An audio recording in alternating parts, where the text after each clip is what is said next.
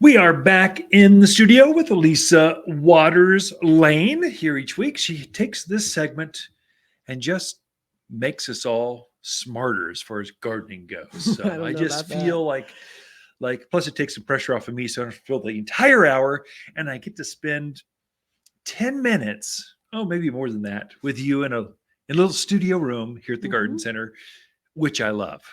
Yes. Okay. I do too, dear. That's what I wanted. That's what every man wants to hear. Okay. Anyway, what do you got for us this week? What are you going? What's the Well, I direction? feel that song at Christmas that it's beginning to look a lot Yeah, like Christmas. I yeah, feel like you should sing that for spring here. It's beginning to look a lot like spring. We yeah. have had multiple trucks in, so we're a little tired, a little dingy from Ah, that. we're all good. It's what we live for. It is. It is. It's just so exciting to get all this stuff in. You're like, ooh, we got that. Ooh, we got this. Oh, this is new. So it's a fun time of year to be in the garden center because it's all fresh and new and exciting. To give you an idea of perspective, folks. So there's been so many trucks. So let's me think here. We've had not quite a football field. Think a semi tractor trailer times a football field. It's just shy of that. Yeah. That many feet, and it's stacked from floor to that entire 8-foot ceiling, packed with dirt and plants. Mm-hmm. So it's spread out over. We're trying to fill up 2 acres of garden center, and so it takes a lot. So we probably have another, I don't know, 3 or 4, and all the while people are coming and buying it. So it's like Yeah. they like know it's coming. So they're tagging onto it. So you're trying to fill it up while people are buying it. Which So is you're bringing okay. more in. It's what we live for, but Right. it's kind of that's the energy of spring. So Mm-hmm. for garden centers, most retailers, it's Christmas, it's Black Friday. It's Right. here. It's garden center. It's spring. It's March and April. Kind of Mm-hmm. gets us going. So It's yeah, fun. We love it. yeah. So a couple things that are actually on the premise. I've talked about them before, but it's like They you're landed. never quite sure until they show up. But they did show up. So the flamethrower redbud. Having a brain Well, lapse. don't talk about those. We only have 15 of them. They'll be gone instantly. Talk about the other Well, old we red got buds. all the old. We got the Oklahoma Yeah. Merlot. Sheesh, there's like 5 or There's a 6 weeping one. different. Yep, A there's all weeping kinds. one, Yeah. but the coolest, newest one is the flamethrower. So that one has kind of what makes it different. It blooms out the same, that real dark pink blossom, but the leaves on it go from like a yellowish to green to orange, all on the same Like a branch. Right. flamethrower. Hence the name. But pretty cool. I'm excited to see them leaf out. Of course, they're dormant right now, Right. and I'm Buds are excited to see them heavy. bloom. Oh yeah, Yeah. and then bud out. I mean, leaf out. That'll be really fun. So red buds, they're native for here. So there's a Western, a Mexican. There's several types that grow here wild. So once they get rooted, Yeah. you can almost ignore them. They don't get too big. They live Right. a long time.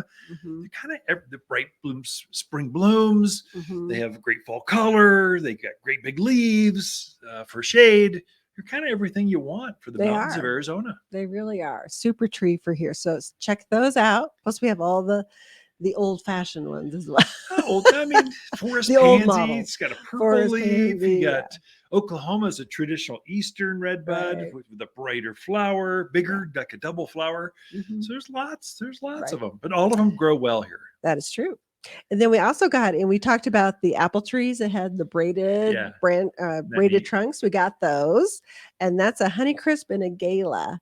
And they've kind of Perfect. braided them, twisted them around each other. Really neat. What a neat thing to have in the yard. No, you can't have one at our house. We got enough. It's I just know. like, but they are really cool. Although I bet you could Yeah. grow that in a big pot. Oh yeah, One I bet you downstairs. could. Yeah. Maybe you could have Mm. one. We'll see. We'll They'll go see. quick. A braided fruit tree, like a braided hair, but Yeah. taking the trunks, and so you get this funky two fruits on the same tree that grows up. Mhm. I've never seen such a thing. How do they Fun. do this stuff? Who I creates this know. stuff? Crazy gardeners. We got some beautiful rhododendrons and huge. I Yeah. mean, huge, Yeah. almost as tall as I am. Huge. Yeah. They're beautiful and all budded up. They're going to be starting to bloom fairly soon here. Just absolutely gorgeous. If you've got the right spot for a rhodie, you need to put one in. So Yeah. they kind of like that shaded, very filtered light spot. But most of them are evergreen. as Yeah. well. So just beautiful plants to put in. People don't realize you can grow azaleas, rhododendrons, hydrangeas, Hmm. but you can. And Yeah. the rhodies are the true evergreens. It's the hardy Mhm. variety. They go down to minus 40, 30 degrees, something Yeah. like that. But they get that great big flower. And deer, rabbits, javelina, do not bother rhododendrons. Right. Should be fine. Just So, give them shade. right. Right. So check those out. We got the great big ones, and then we have some of the more dwarf varieties too. So if you have a smaller space to fill that's shady, you can put Who those in there. who wants a dwarf in the yard? Well, Come sometimes on. you need smaller Yeah, plants. okay. to Next to the go- patio. I'm thinking gnomes. No, that's what you want. We also got the peonies. We talked about the peonies earlier. So we got a nice selection of peonies in. We also got, which is still dormant, but great time to plant some of the spireas, like the Renaissance spirea. Some of those more earlier spring blooming varieties are in. Lots of Forsythia. We got a lot of bloomerangs in. So I know last year some people didn't get their bloomerangs because they ran out. Yeah. So we've got a really nice selection of the dark purple, and then the one that's pink. Scent and Sensibility is the pink one, and then the dark purple one. So those are lilacs that repeat bloom 2 or 3 times a year. Thus the name Boomerang Lilac. And main thing is they're just shorter. They don't get they get maybe hip high. And so as a regular lilac gets well above head high, if it's a big shrub, these stay small. So you can have them wherever you want them now. So there again, fits into the yards in many, many different places. I think I mentioned the Forsythia. So we've got a lot of those in as well. I'm missing something. What was I going to talk about? I would help you if I could. I did notice the barberries. I was putting those back. So barberries are really tough. Yeah. Shorter, bright oranges, bright red shrub. Gets about knee higher, so it depends on the model. But they were starting to leaf out here in the garden center. So they're starting. You can see the very leaves, not big leaves, but you can see they broke bud, and now they've got tiny foliage. And by the time they get done, give them a month, they'll be this solid orange shrub that just glows out in the yard. So that brings up a good point. So I've had people worried that, they're starting to leaf. Can I still plant it? I know we got cold. I just say, they're fine. Yeah. They like the cold. They like the cold. So don't worry about it. It's better to get them in the ground while before they fully leaf out. So they just adapt better when their roots are in the ground, in your yard, waiting there. So you really do. There should be some urgency with things like fruit trees, shade trees. You mentioned the redbuds, grapes, berries, things that are deciduous. They haven't quite leafed. They're about to. They're starting to wake up. You should really, really get those in the ground. It's not that you can't plant them after they're fully leafed. I mean, we sell a lot more grapes when they've got full leaves and grape clusters on them. But it's better to put them in before they wake up. So wake up on your timing.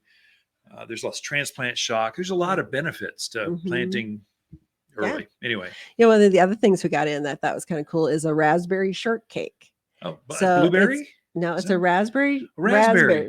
Sorry, I was thinking. I don't know what I was thinking. Wasn't thinking. But instead of brambling, like most of your raspberries do, this one creates more like a shrub type thing. So great for containers, smaller spaces there again. It'd be great. That's in now. I missed that. Yeah. So I'm sure I unloaded it. I'm sure I got the scars on my hands for it.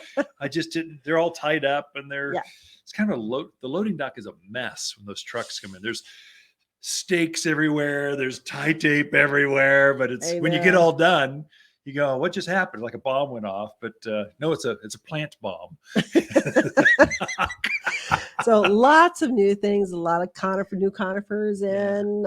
If you've been waiting, now is the time to come check out the availabilities. So you're saying if you've been waiting, stop it. Stop waiting. You can plant. You're in the planting season. Yeah. We're here. The ground is not frozen. Right. You can put things in. Go for it. Water them right now until they leaf out. Every 10, 14 days. Keep it moist. Once they leaf out, water them once or twice a week at that point, and then you're good to go. All right. Thank you, Lisa. Ken and Lisa Lain, the Mountain Gardeners. Be right back after this.